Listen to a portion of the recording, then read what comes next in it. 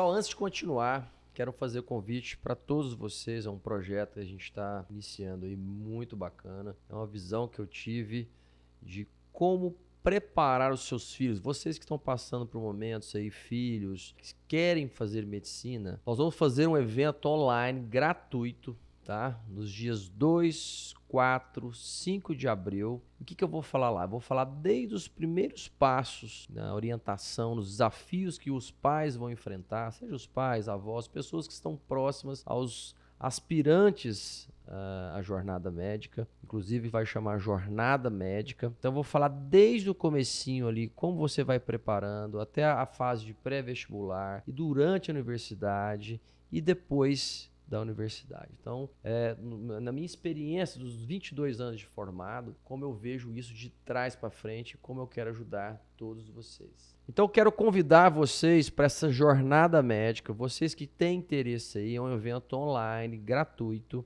dos dias 2, 4 e 5 de abril. Só clicar na link aí, no link da bio, da descrição, ou acessar aqui o QR Code aqui na tela.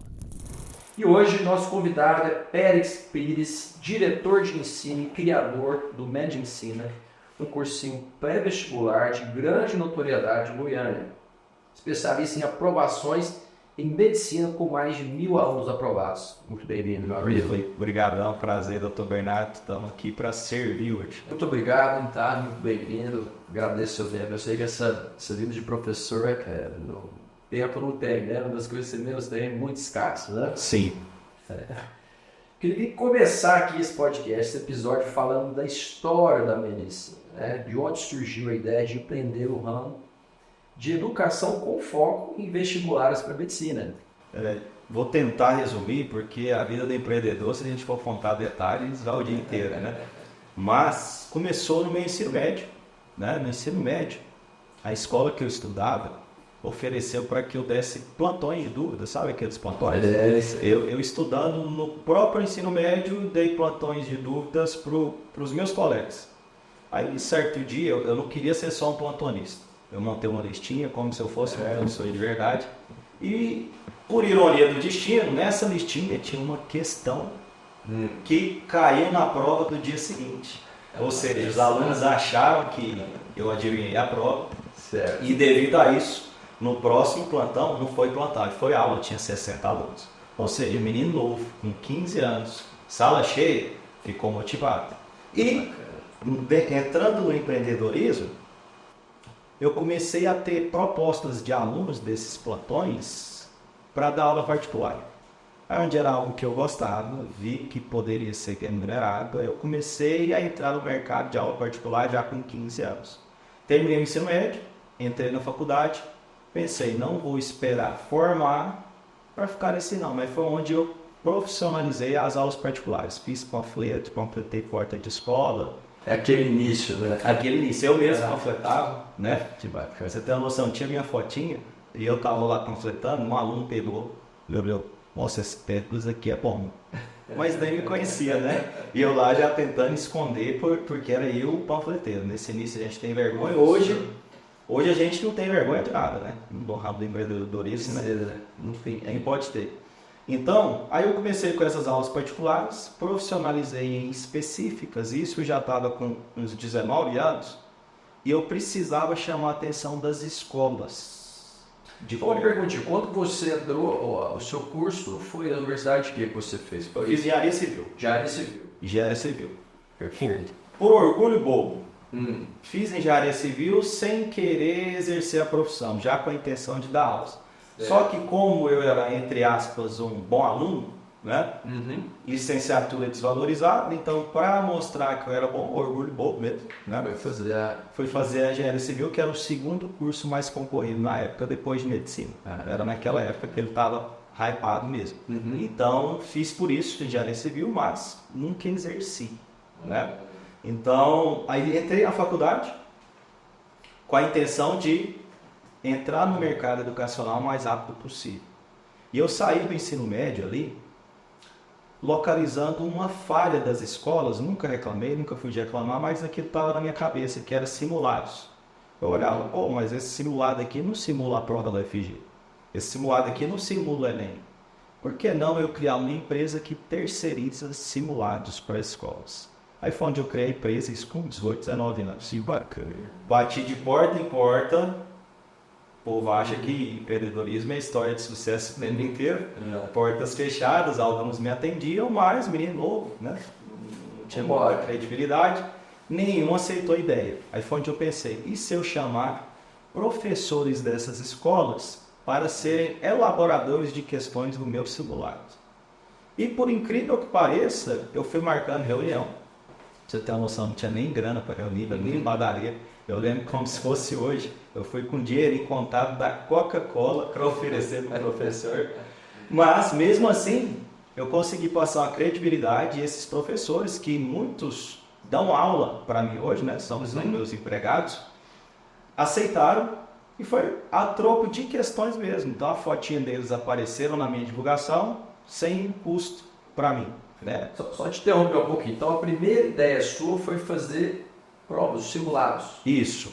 E você ia vender simulados para os cursinhos. Para os cursinhos. Porque diferente. Assim. Era uma visão que eu tinha de aluno, que os simulados oferecidos pelos cursinhos não simulavam. Era como se fosse uma lista de exercício, cronometrada, ali um dia com fiscal de prova, mas não simulava o dia de prova mesmo. Que bacana.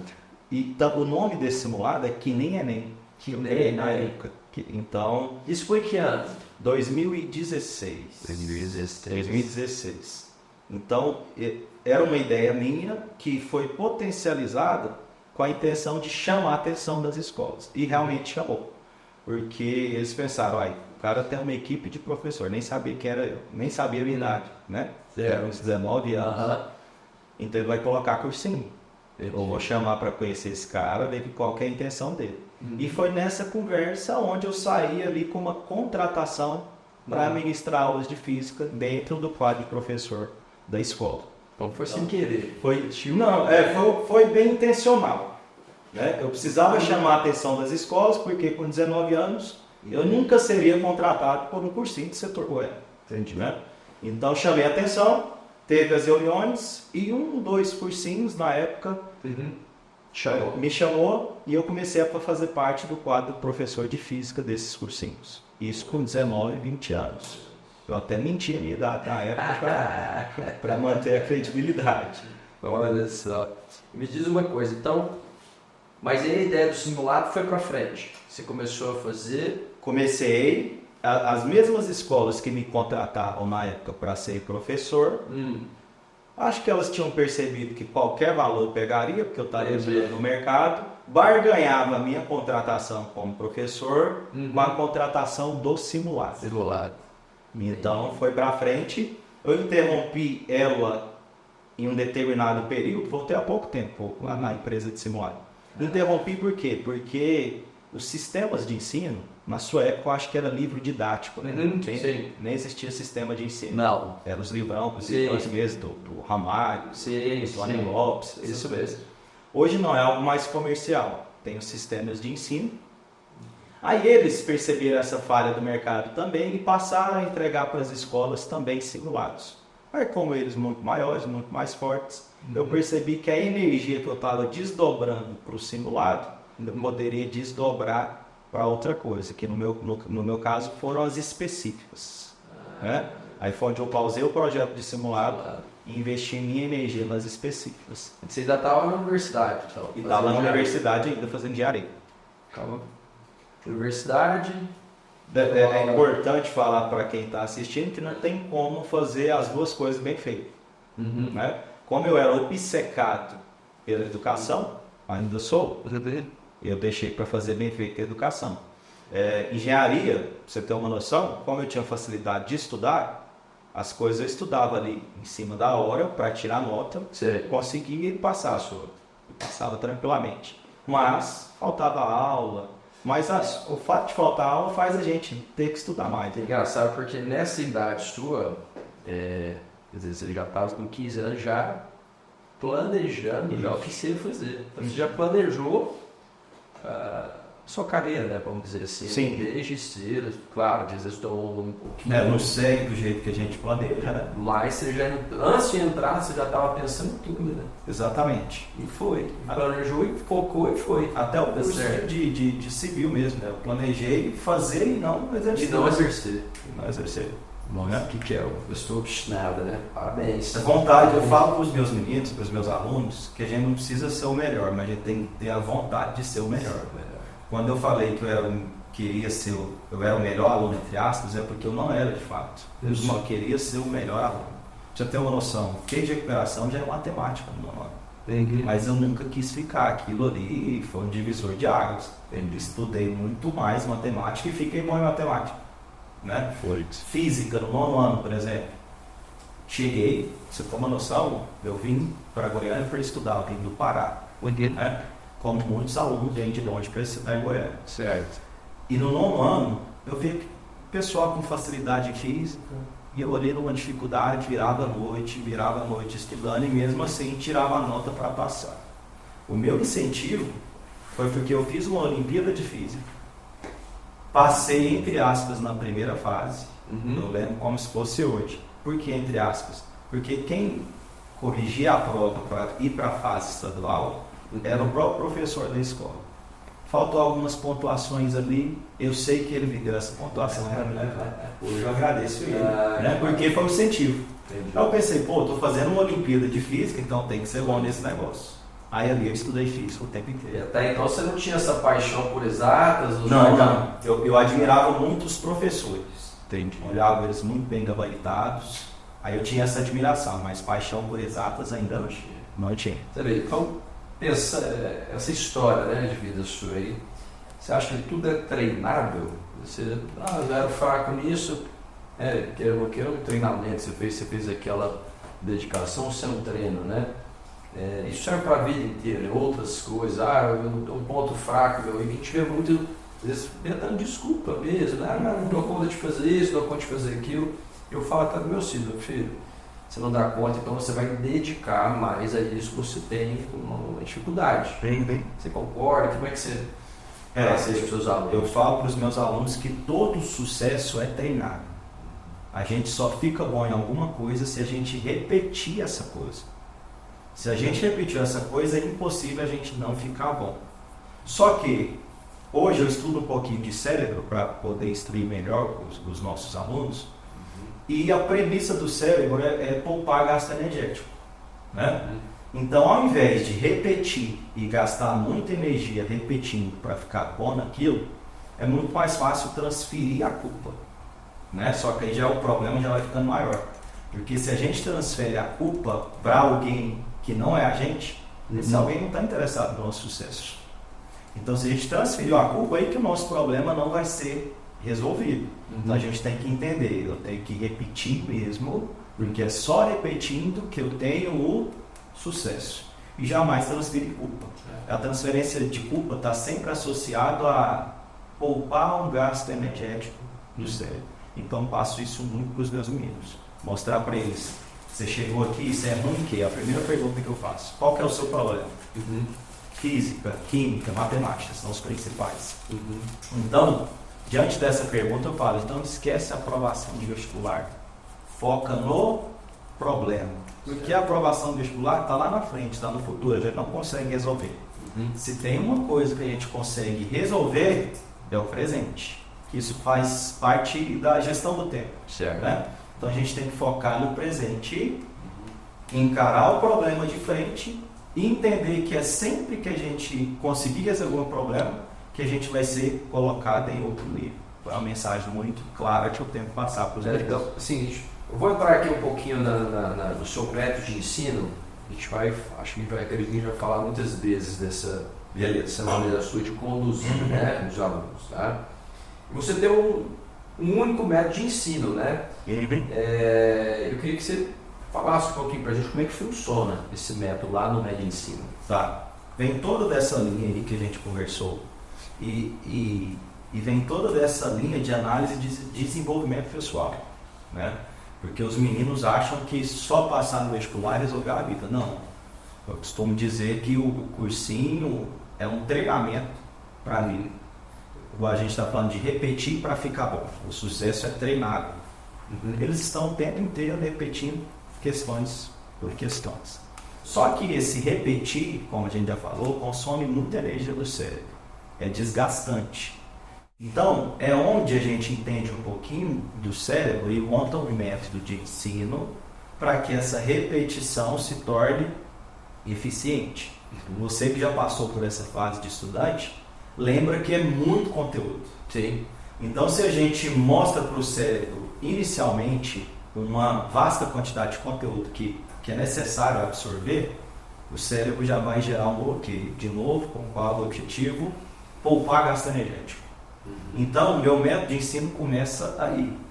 De mostrar para o cérebro não tudo que você precisa estudar, mas apenas a primeira parte. Depois que você viu a primeira parte, repetiu, estudou, teve tempo de validade com os erros, a gente mostra a segunda parte. E depois a terceira parte. E depois a quarta parte. E assim vai. Ao invés da gente mostrar a quantidade de conteúdo no começo, ele vai perceber a quantidade de conteúdo que ele estudou no final. A ideia é nem perceber, né? A ideia é nem perceber. Perceber. Até porque ele vai entrar num padrão de estudo e para o cérebro desenvolver um padrão é essencial. Certo. Por quê? A gente fala tanto de zona de conforto, mas a zona de conforto, se a gente for olhar o nome na íntegra, zona de conforto é uma zona em que o cérebro está acostumado a gastar uma determinada energia. Então, na verdade, em todo desenvolvimento pessoal, o que a gente tem que pensar é em desenvolver sempre zonas de conforto. Desenvolvi uma zona de conforto agora, depois eu desenvolvo outra. Por quê? Porque é na zona de conforto em que o cérebro trabalha mecanicamente, ali, sem perceber o gasto energético. Então, quando a gente põe um aluno para repetir muita coisa, a gente está colocando o aluno dentro de uma zona de conforto. Aí, claro, ele entrou nessa zona de conforto, vamos criar uma outra zona de conforto que exige um maior gasto energético? Então, tudo isso é importante, né? Segmentar o conteúdo para o menino repetir e entender o funcionamento do cérebro para que esse cérebro desenvolva padrões. O nome do meu método é SER. Aí eu falo, a gente tem que ser aluno. A sigla significa S, segmentação de conteúdo, E, exercícios consistentes, que seria essa prática consistente de exercícios associada ao conteúdo segmentado, e o R, recompensa. Se tem uma coisa que o cérebro gosta, é recompensa.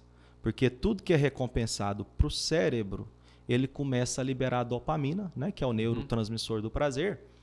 E a dopamina, cara, muita gente não se apega a essa dopamina, porque ela é cara, ela exige um alto gasto energético.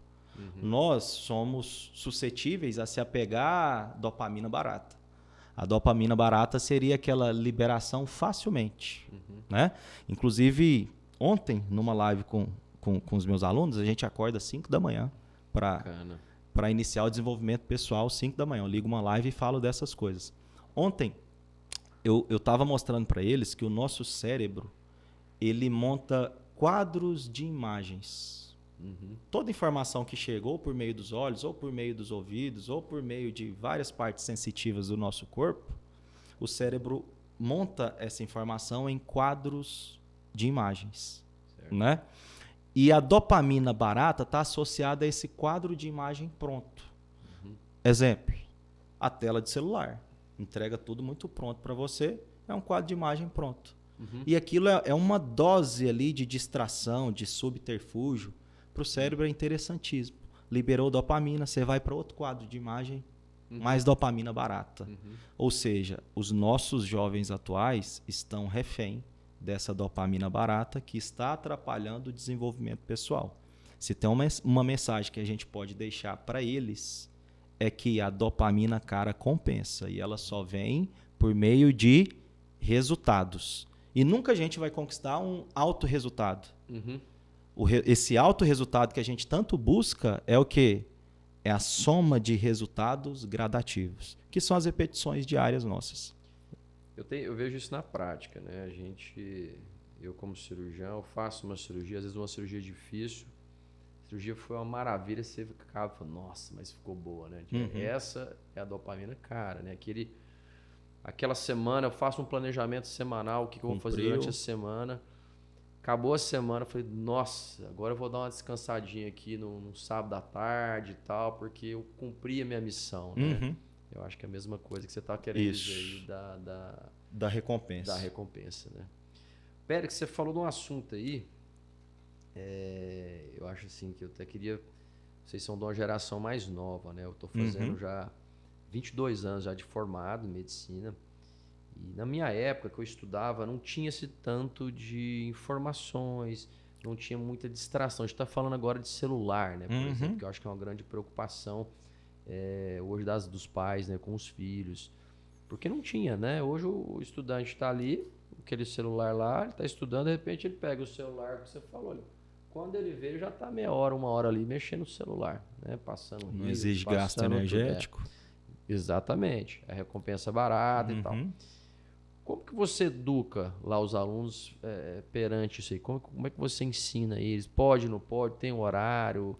Você pode usar essa ferramenta como algo para aprender? Como que é a sua conversa com eles? Primeiramente, é com muita conversa. Todo início de ano a gente tem um check-in, que é a porta de entrada para iniciar o ano, que é uma palestra e a gente fala disso tudo. E a gente começa a falar do celular como sendo o principal vilão, né? E você entrou num detalhe aí, que é a principal desculpa usada pelos alunos para ficar ligado no celular, que é o quê? Uma ferramenta de estudo. Claro, o celular tem todos os recursos possíveis para ser a melhor ferramenta de estudo. Mas, ali no celular tem várias janelas. A de estudo e outras infinitas janelas que é o tal da dopamina barata. Né? Então, o melhor sobre a nossa instrução lá é evitar celular. Tem que evitar. Porém, não dá para ter um regime ditatorial de impedir o menino de mexer. Claro que dentro de sala é outra coisa.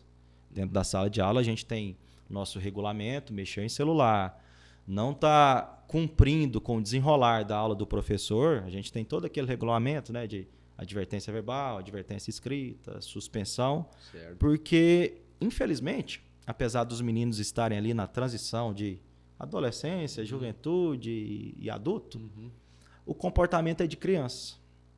E criança funciona com regras, né? Então, infelizmente, dentro da sala de aula a gente tem essas regras, só que a gente tem 2 etapas de estudo lá no cursinho.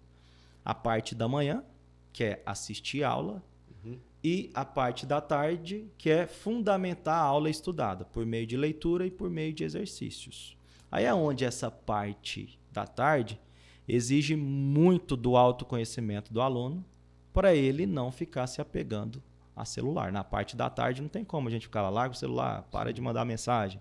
Então aí é muita conversa mesmo.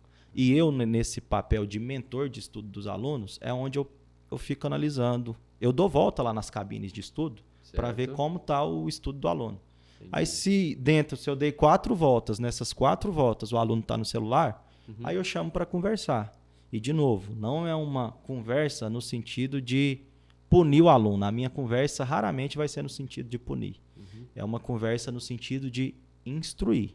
Aí ele tem uma postura e um bom desenvolvimento pessoal. Mas para concluir a resposta da sua pergunta, de fato, o celular poderia ser uma boa ferramenta de estudo?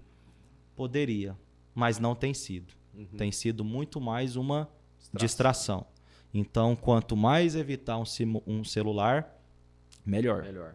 Tá? Isso é até bom para a gente alertar os pais, que os pais não têm noção muito do que acontece no dia a dia do aluno. Né? Então, o aluno pode estar ali tentando enganar o pai, falando da importância do celular no estudo. Mas não, ele mais atrapalha do que ajuda.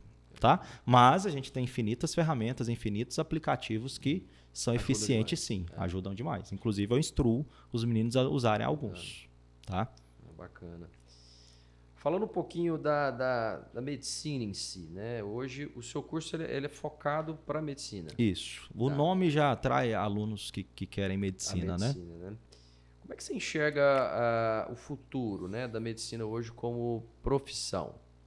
Essa cultura, né, de ter que ser medicina é uma cultura bem goiana.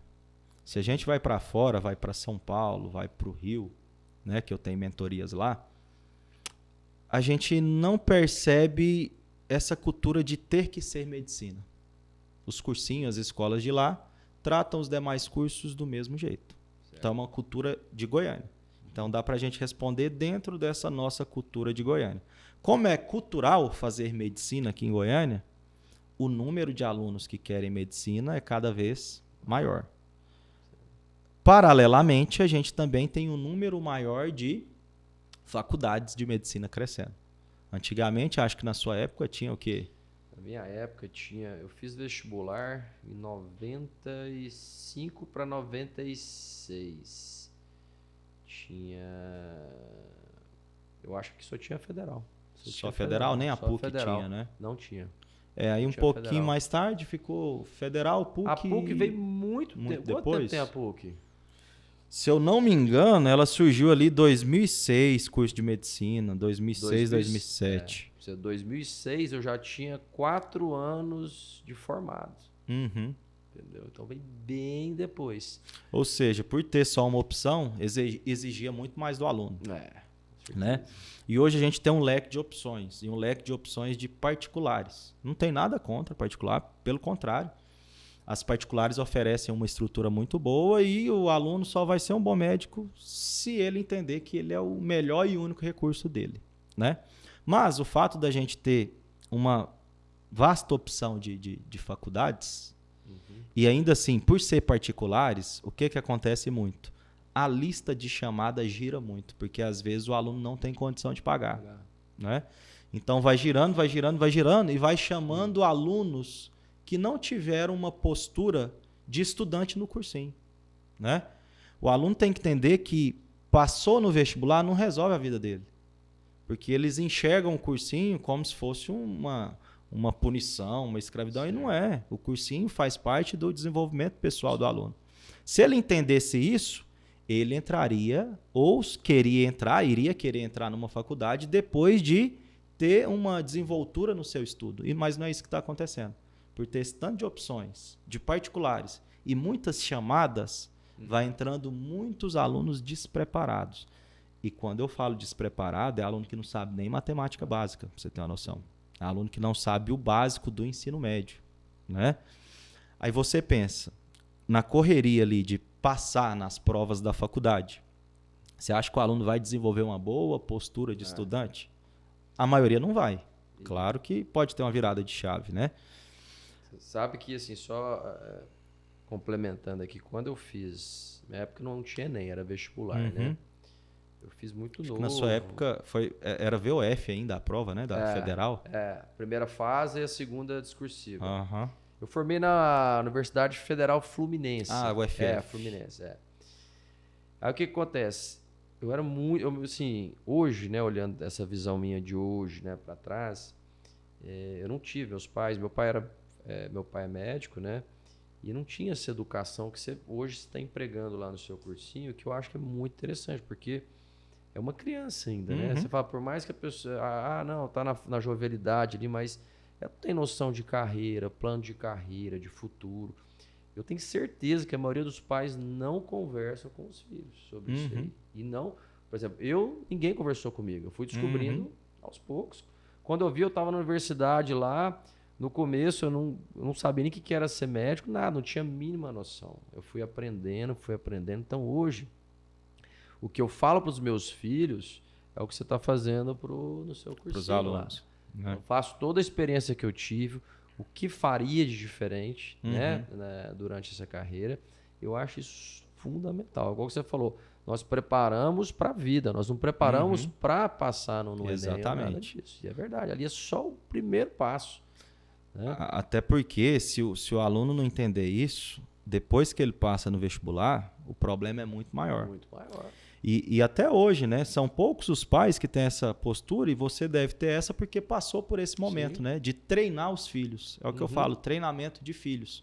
Mas isso é uma cultura brasileira, né? Porque qual que é o papel do pai desde muito tempo? Pôr alimento em cima da mesa. Então ele saía de casa para trazer recursos para dentro de casa e não tinha esse tempo de treinar filhos. E isso passou a se tornar algo desnecessário. E quem que passou a treinar os filhos? A vida, entre aspas. Mas o que é a vida? O ambiente que eles estão. Então, são os outros amigos que também não foram treinados. E você ser treinado por quem não foi treinado, né? Você não vai ter uma base nenhuma. Então, de fato, são meninos, crianças. Eu falo isso para eles com muito amor. Tanto que o meu grupo da live das 5h15 da manhã chama Parando de Ser Criança. Né? E ele não é obrigatório, claro. Né? É para quem quer. E a gente tem lá o quê? Uns 20 aluninhos participando. Ou seja, alunos esses que entenderam que precisam ter uma desenvoltura pessoal. Né? E você deve pegar alunos de um aluno mais cru, outros assim, cada um de um jeito, um tem educação, outro que não tem educação, um que está bem cru, outro que já tem uma bagagem. E você como é que você faz para diferenciar, né? Porque se às vezes você pega um aluno que já está mais maduro, mais experiente, o outro totalmente imaturo, como é que você faz essa... O público é bem misto, né?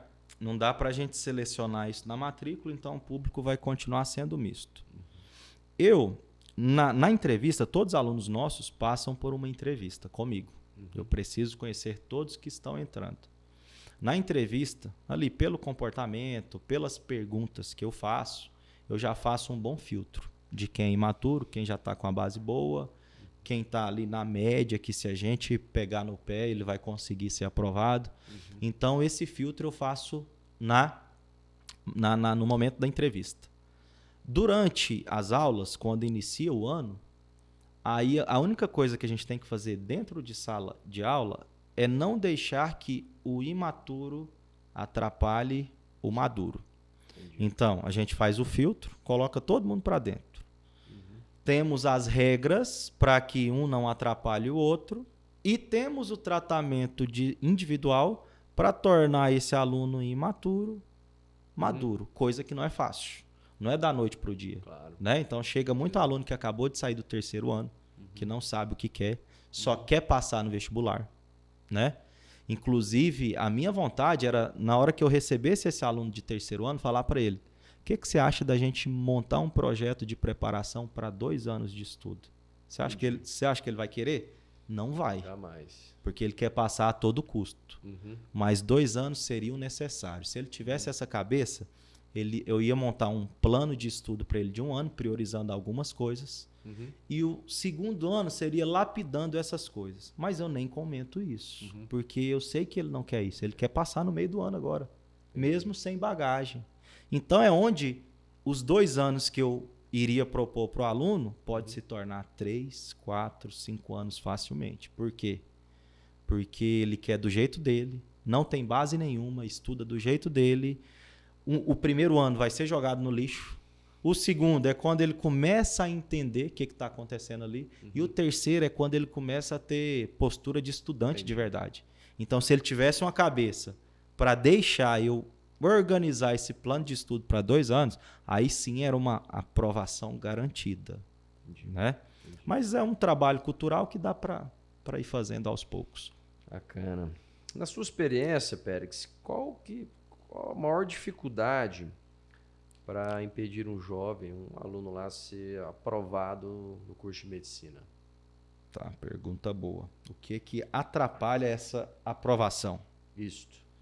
Muitos deles, né, nessa de transferência de culpa, eles transferem essa culpa bastante para a genética deles.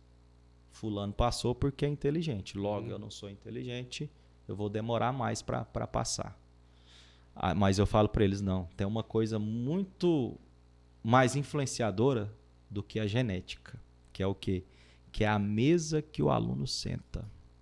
Isso influencia muito mais, porque a gente é a cópia de quem a gente anda. A gente está falando de alunos imaturos. Você pega um aluno mediano, se ele sentar na roda do aluno imaturo, ele pode, influencia, né? O desenvolvimento dele vai ser muito mais baixo. Então, eu falo com toda certeza, como resposta dessa sua pergunta. O que mais influencia, o que mais tarda a aprovação do aluno é a roda em que ele está. Porque ele não tem maturidade para filtrar as informações, para discernir o que é certo e o que é errado. ele não tem maturidade para entender que o que eu estou falando é o que ele deveria fazer e não o que os colegas estão falando.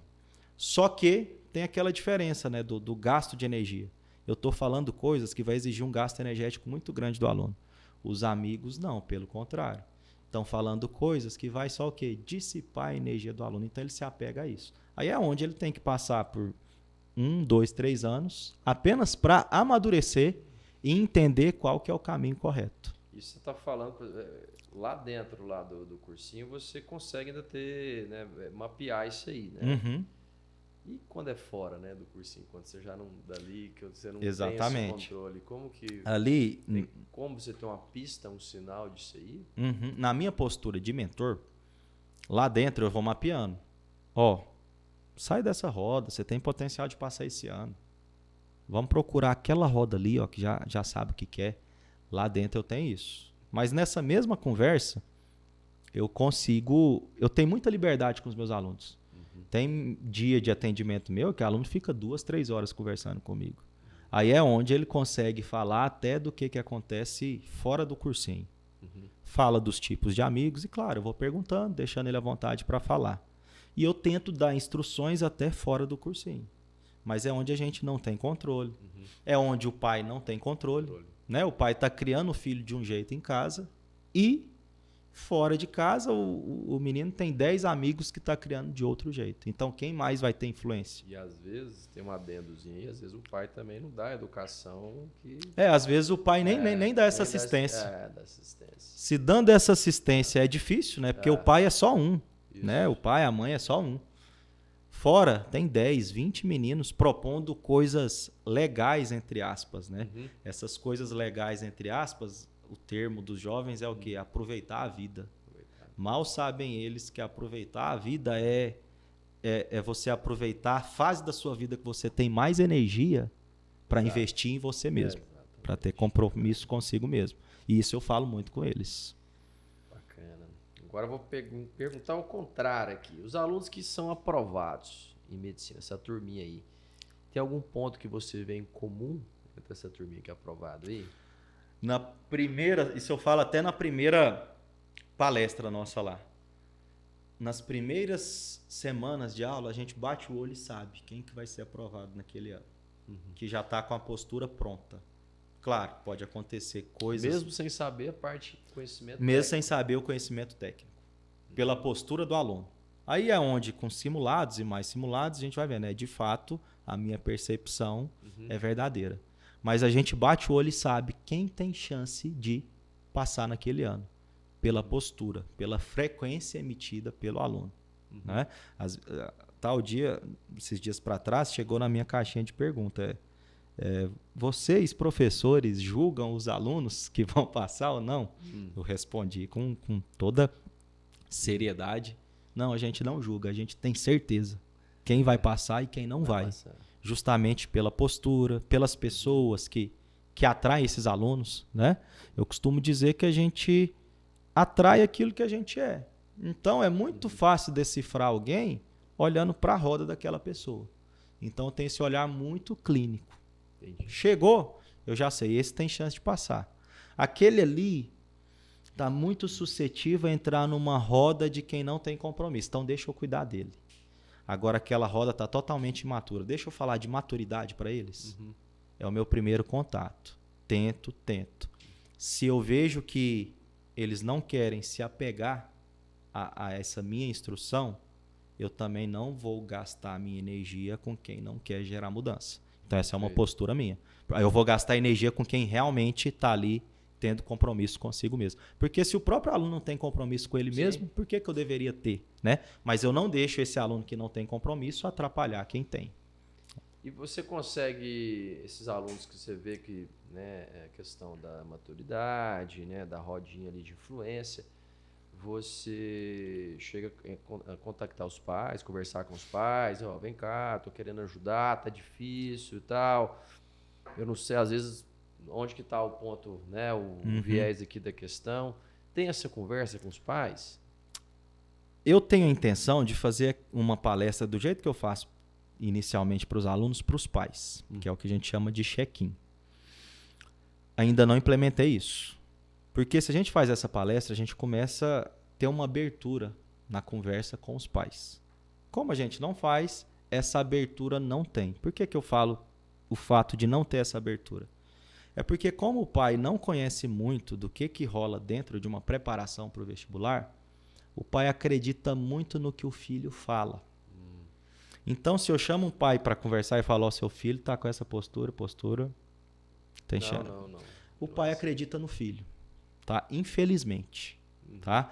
Então, sobre postura dentro do cursinho, a gente não chega a contactar o pai. A gente contacta em qual sentido? Descumpriu regra. Aí o pai fica sabendo. Mas essa coisa de estar andando com um aluno que não vai ser vantajoso para ele, não tem nem como a gente falar, senão a gente está arrumando um problema, né? Sim. Porque quem te disse que aquele aluno ali não pode ser vantajoso para o meu filho? Sim. Então a gente tem esse cuidado. Então a gente contata os pais mais em descumprimento de regra e resultados. Aí se o menino não está tendo uma evolução tão grande e ele não está seguindo o que a gente está instruindo, aí beleza, é uma brecha. Estou falando para o seu filho fazer isso, não está fazendo, olha o resultado dele. Certo. Aí é apenas nessa brecha. Mas no início, localizei postura não legal. Você vai tentar conduzir da sua maneira. Eu conduzo da minha maneira. Educação lá. Aí diante de resultados, a gente tem mais respaldo e usa esses resultados como uma brecha para alertar os pais. Né? Porque os pais, mais do que nunca, são os mais interessados na aprovação do menino. Ele só não sabe conduzir. Certo. Né? Eu lembro que na minha época, assim, Pérez, tinha muito estudante. Eu fui no comecinho ali do Rubão, né? Eles chamavam de Rubão ali. Aqui em Goiânia, Mestre Rubão. Mestre Rubão. Tava começando o colégio, fiz um aninho de cursinho lá, e eu via que tinha alunos dedicados, né, que tentava ali 1 vez, 2 vezes, 3 vezes, 4 vezes e não passava, né, para medicina. E lá na prova, tirava nota dos simulados, eram os melhores alunos dos simulados e tal, chegavam no vestibular e não passava, né? Então, quer dizer, a pessoa tinha conhecimento, tinha uma disciplina ali para estudo, mas não passava. Você acha que tem além algo que pode mudar ou acrescentar nesse tipo, na questão técnica do estudo aí? Tá. Eu chamo isso de estudo ineficiente. Quando eu falo de estudo ineficiente, é o aluno ali lidando com o estudo dele mesmo. Né? Hoje que eu estou ali no dia a dia do aluno, eu mando os meninos me chamarem até de melhor amigo, porque eu de fato estou ali querendo o melhor para eles. Né? A gente vê alunos que de fato ali parecem estar preparados, mas existem fatores que ninguém avisa para ele, que é importante em qualquer jornada de desenvolvimento pessoal. Um deles é um princípio que é muito deixado de lado, que é o princípio da humildade.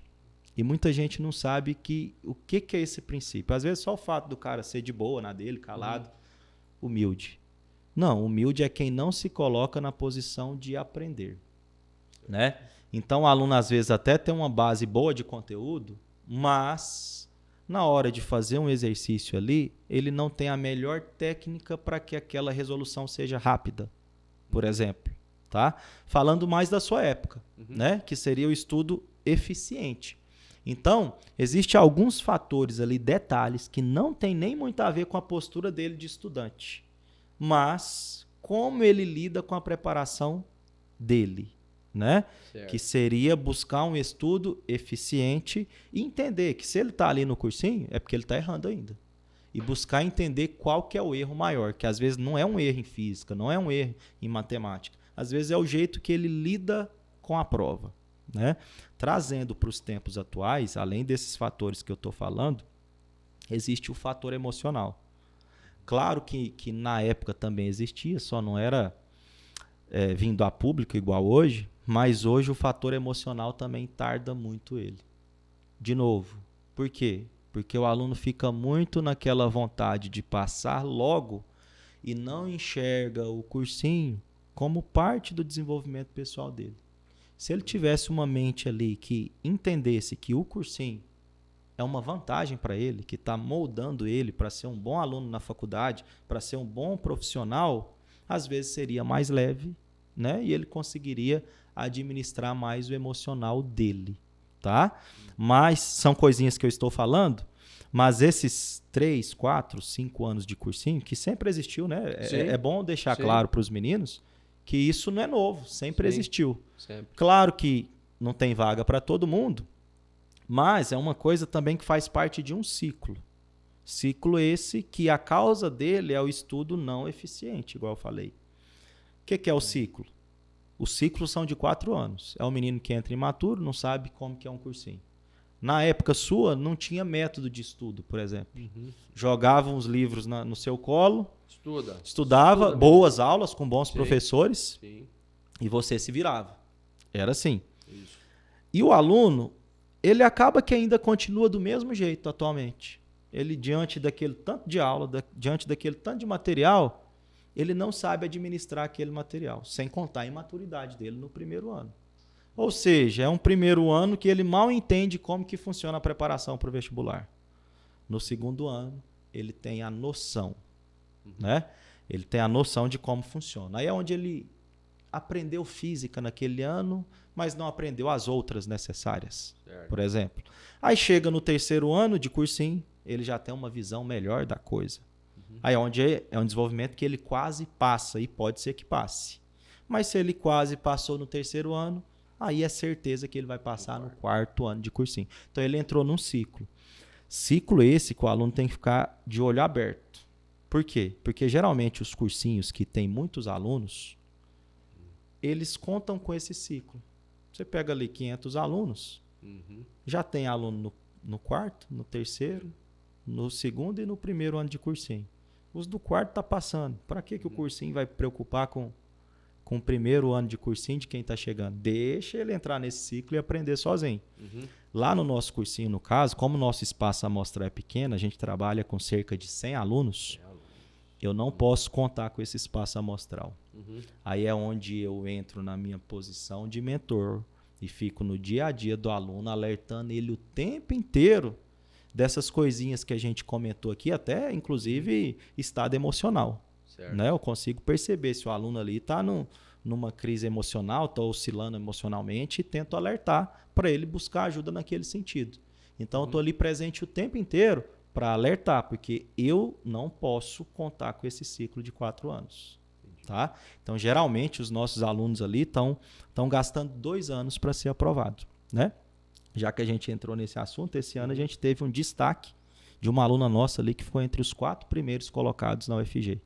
Ela fez só 1 ano, evoluiu, acho que 35 acertos de um ano para o outro. Foi aprovado no UFG. Parabéns. Trabalho de excelência ali com esse corpo a corpo, né? Que é extremamente importante. Essa crise de identidade que você fala e tal, seria mais ou menos isso que você está falando aqui agora?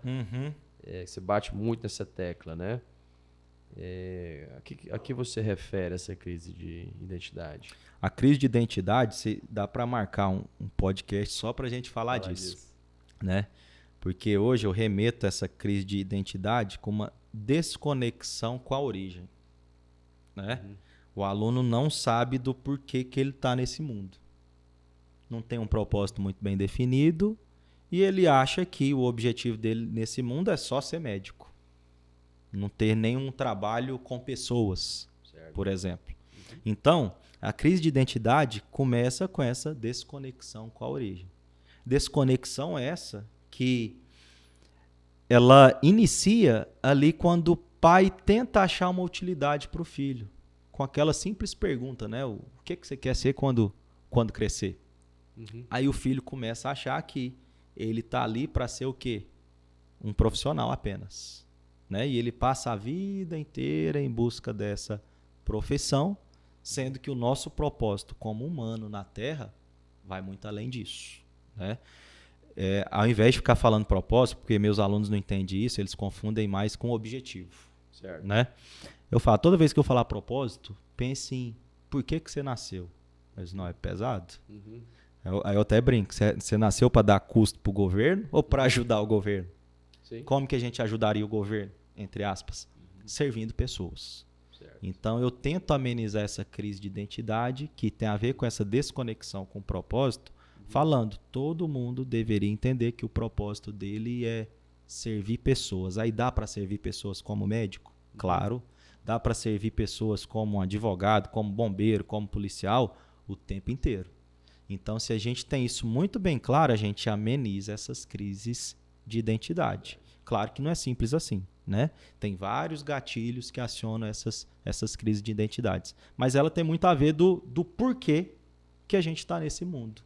E ela antes chamava outro nome, né? Chamava de crise existencial, que a gente aprende até na filosofia, né? Então, ela continua cada vez mais alarmante, porque, de novo, o aluno acha que a vida dele é ser um profissional. Acha que a vida dele é passar no vestibular, aí passa no vestibular, vê que não resolve muita coisa. Forma em medicina, vê que não resolve muita coisa. Aí ele vai carregando essa crise de identidade por boa parte da vida dele, né? E vai tendo picos. Então, eu tento, sim, tratar os alunos nesse sentido, alertando quanto ao propósito deles aqui na Terra. Bacana, parabéns. Quanto aos pais, você acha que eles têm influência na decisão do filho? Porque você acabou de falar que tem algo cultural, né? Aqui em Goiânia, a cultura de as pessoas querem fazer medicina.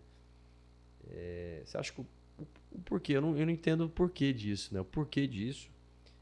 Você acha que uma parte disso é o pai fala para o filho fazer medicina? Você consegue entender isso? Não só o pai, né? Tem uma série de influências. Eu falei para os meninos ontem que uma frase forte, que a gente não é o que a gente quer ser. A gente está sendo o que os outros querem que a gente seja. Por quê? Porque a gente é fruto de informações que chegam para a gente o tempo inteiro.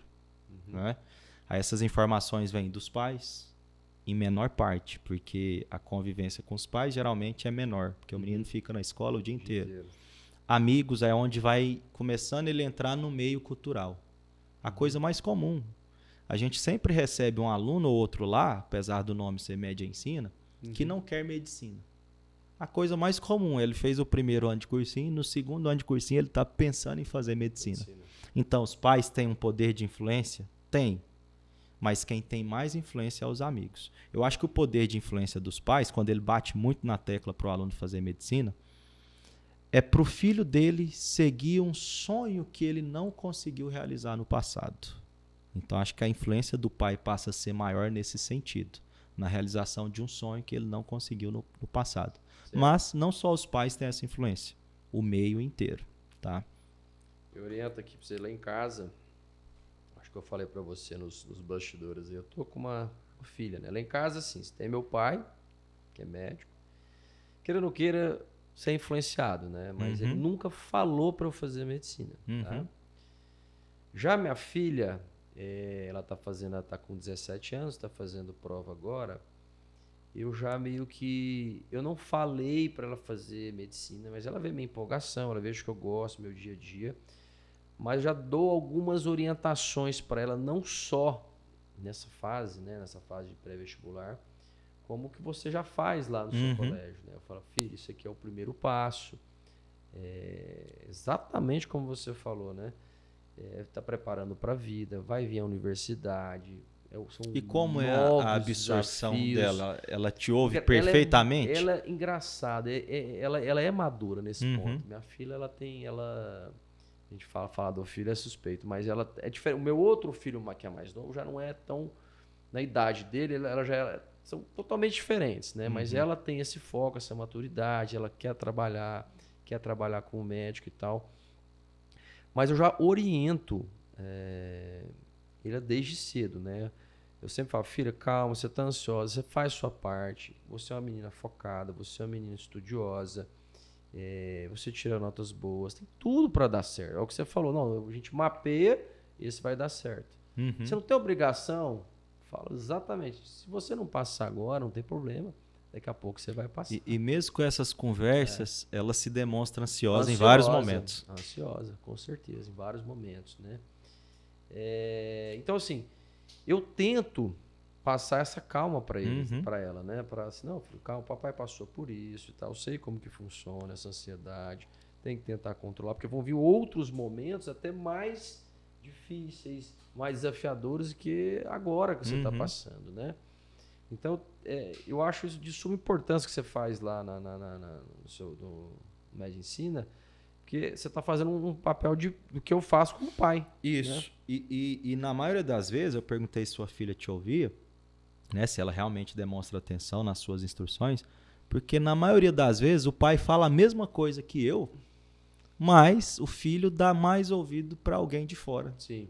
Né? Então, por isso que é importante, sim, os pais estarem presentes. Creio eu que ela te ouve justamente porque você foi presente, Sim. bem presente, Sim. né?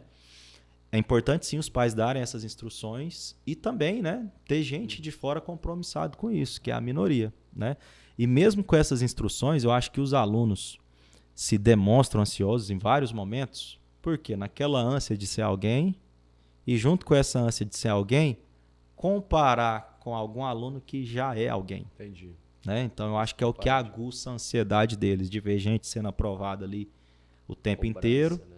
Facilmente na cabeça deles, sendo que eles estão enfrentando uma dificuldade para ser aprovado. Que é algo que vai acontecer na vida inteira. Na vida inteira. Na vida inteira. Vai cobrar autocobrança, comparação. A pessoa às vezes se deu melhor ali num trabalho do que ele, ou teve uma conquista que ele não teve, pelo menos até aquele momento, e se cobra demais. Sim, né? Igual você começou perguntando sobre como eu comecei no mercado, né? E a gente começa com essa história de empreendedorismo. A gente passa só um resumo aqui. Aí quando a gente passa só um resumo, fica parecendo que é uma história de 100% sucesso. Mas não, gente. É muito mais dor, é muito mais não do que sim. E outra, a história não acabou aqui, né? Esse processo nosso, empreendendo e buscando servir pessoas, continua. Então, mesmo com uma vida já direcionada, eu acho que a gente continua passando por mais dificuldades, né, do que a simples dificuldade de ser aprovado no vestibular, por exemplo. Né? E só que o aluno que está de fora, olha, não, mas fulano já foi aprovado, fulano já está bem de vida.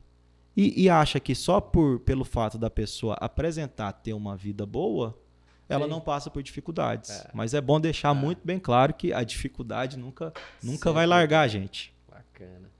Périx, sobre um dos pilares, essa sigla que você usa, MHS, que sigla que é essa que vocês usam? Que porque é o seguinte, o MHS é como se fosse um clickbait, né, que é a estratégia da internet, para trazer o aluno para o meu método de estudo. MHS, na física, é movimento harmônico simples. É uma matéria que quase não cai no vestibular. Né? Aí eu coloco lá, você não foi aprovado porque não sabe MHS. Aí o aluno olha assim, mas não cai no vestibular? Né? Aí ele vai e clica. Aí o que é o método? O que é o MHS? Método com hábito vira sucesso. Né? Aí o que é o método? O ser. Né? Então esse MHS é um clickbait que a gente usa para atrair o aluno para entender o método SER, que é segmentação de conteúdo, exercícios consistentes e recompensa, né, associada à dopamina cara. Que esse hábito que você está falando nada mais é do que a repetição ali em cima. O estudo consistente. Todo dia gastar a mesma energia estudando e depois que criar esse padrão de gasto energético equilibrado, evoluir para uma próxima zona de conforto. Nossa, bacana demais. E tu está falando, de fato, a gente está trabalhando agora num projeto chamado Jornada Médica, né? Eu vou falar lá a minha visão de hoje de trás para frente, né? Como eu comecei lá do comecinho, mês antes, os primeiros passos, como foi minha vida. Eu aprendi muito quebrando cabeça, que eu falei que hoje eu já oriento os meus filhos, né? E nesse preparatório a maneira de eu enxergar que eu acho que tudo é planejável, né? Tudo é treinável, tudo é planejável, né? Então, você tem essa etapa do pré-vestibular, né? Vou falar em vestibular, que é da minha época, hoje é o Enem. Tem vestibular também, Tem ainda? Né? Tá cada vez mais forte de novo. E a parte da universidade, eu já gosto muito da parte pós-formado, especializado, mercado de trabalho, que é um outro tema também que eu acho interessantíssimo, né? Por exemplo, por que uns se dão muito bem na profissão e outros não se dão bem na profissão? Eu já tenho uma clara noção disso, eu quero passar isso para as pessoas. Então, essa jornada médica exatamente trazer, né, lá aquela pessoa que está ali para a sementinha para chegar até na parte do mercado de trabalho. Tá? Legal, que são coisas que a faculdade não ensina, não né? Não ensina de forma alguma. Eu não sei, eu falo que eu tive influência. Meu pai não foi assim. Uhum. Eu já tive influência na família, que foi assim, mas eu procurei, estudei gestão, muitas coisas para entender isso, né? E graças a Deus tem dado certo, eu acho uma coisa muito bacana, que eu já falo isso para os meus filhos, né? A questão é, essa criança, né? Primeira coisa, como é que o pai vai descobrir, né? Por exemplo, se de fato a criança quer fazer medicina, você acha que às vezes tem alguma imposição do pai naquilo ali? Como que é o primeiro passo? Você tá lá, não, você vai ser médico. Às vezes o menino faz a medicina por um motivo e realmente ele não quer ser médico, né? Às vezes ele não quer ser médico, mas vai fazer a medicina, né? Tem alguma maneira de você tentar descobrir ou o pai conversar com os filhos ali para realmente saber de fato? Eu não acredito muito naqueles testes de aptidão, por exemplo. Até porque você usou um termo muito bom, a criança.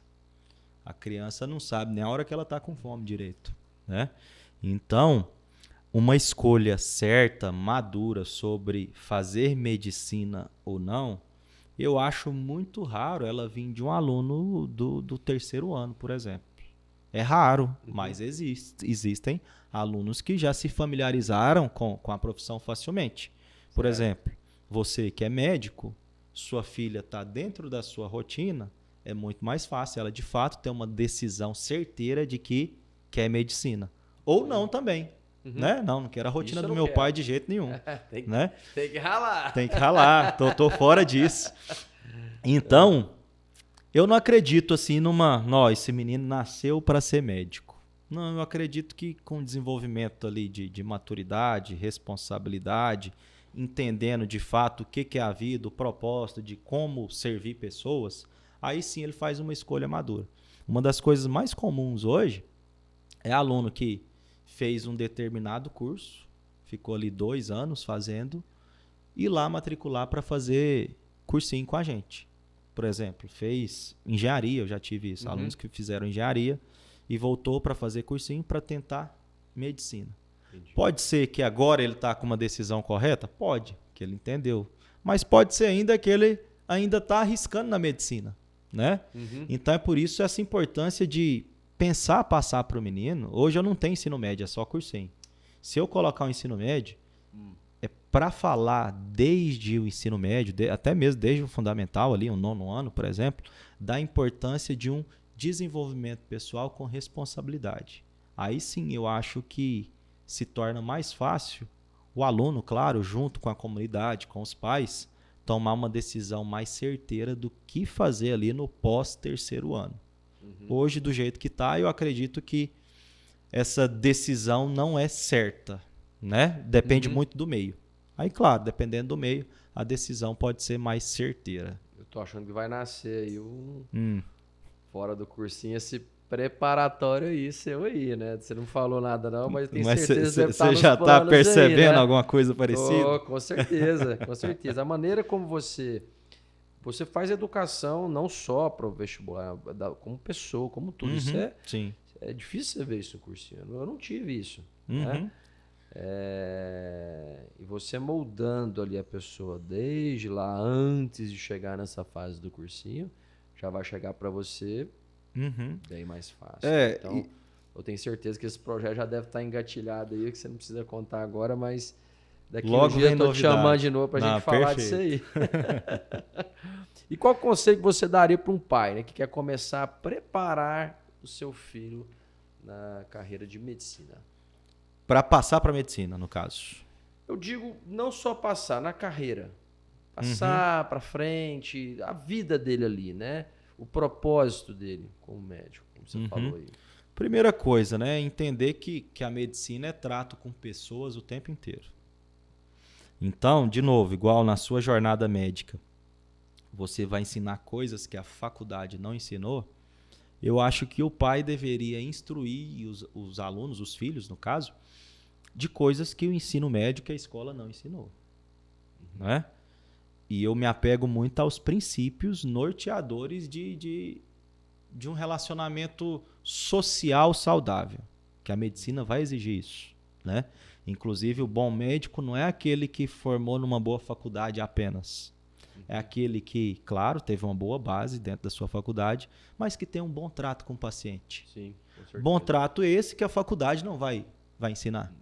Coisa Sim. que, igual a pergunta foi relacionada aos pais, que pode ser sim um papel dos pais de ensinar mais a postura de humildade para o aluno, né? Ser leal aos pacientes, né? E começa com uma lealdade dentro da família, isso é importante. Honrar, né? Os filhos, honrar os pais, e dá até para os pais honrarem os filhos, para os filhos se sentirem honrados também. Então eu acho que a forma melhor não seria com instruções ali comerciais inicialmente, né? De mercado de trabalho, mas com instruções ali de princípios a serem seguidos, porque a medicina trata com pessoas o tempo inteiro. Sim. Então, se o pai passa esses princípios para o aluno, desde já, ele vai tendo uma postura de um bom médico. Isso é certeza. Ó, compartilho as suas ideias aí, experiência própria, tá? A gente vê muita coisa. Eu não sei se tem deve ter vários estudos mostrando essas dificuldades, ansiedade, depressão nessa fase. A gente tem que ajudar, né? Tem que ajudar essas pessoas. A gente vai trabalhar a criança, trabalha a família. E realmente esse trabalho seu é fantástico, tá, Pés? Eu quero agradecer, foi muito bacana. Eu que agradeço. As suas ideias são ideias que eu compartilho, né? Assim, olha só, se vocês querem participar do nosso evento, Jornada Médica, vai acontecer nos dias 2, 4 e 5 de abril, onde eu vou ensinar os pais como educar seus filhos, desafios dos filhos nessa carreira médica, como ajudar ele a ter mais sucesso na carreira médica. Só clicar no link aqui da descrição ou escanear o QR Code aqui da nossa tela. Muito bacana, muito obrigado, Périx, muito obrigado mesmo. Tenho certeza que vai ajudar muita gente. E sucesso, tá bom? Sucesso, que esse crescimento seu seja infinito, tá? Eu queria contactar o pessoal e o pessoal te achar. Onde o pessoal te acha? Tá. Hoje, para me achar, rede social, né? Instagram, que é o que todo mundo usa. Eu ainda não aderi ao TikTok, que é o do momento, né? Em breve estaremos lá, não fazendo dancinha, né? Com certeza. Dando conteúdo. @Pericles Pires. Esse é o meu Instagram, pode procurar lá. Tem o meu site também, www.periclespires.com.br, que é onde eu forneço as minhas mentorias, tá? E também a gente posta muito conteúdo lá no Instagram do cursinho, @MediaEnsinaVestibulares. Bacana, parabéns, tá? Pessoal. Chegando ao fim aqui. Muito obrigado. Assina o canal da gente aí no YouTube. A gente está no Spotify também. Deixa o seu like aí se você gostou, tá? Eu falei que o meu intuito é sempre ensinar de uma forma ou de outra, né? Você sair de cada episódio desse podcast com algum insightzinho que vai te ajudar aí na sua jornada, tá bom? Beijão. Fiquem com Deus.